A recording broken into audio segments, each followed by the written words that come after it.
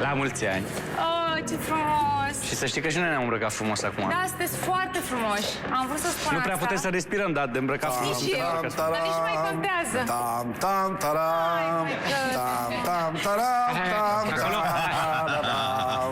Până acum n-am fost niciodată atât de festiv. Zici că mergem la nuntă. Iară e vreo treabă?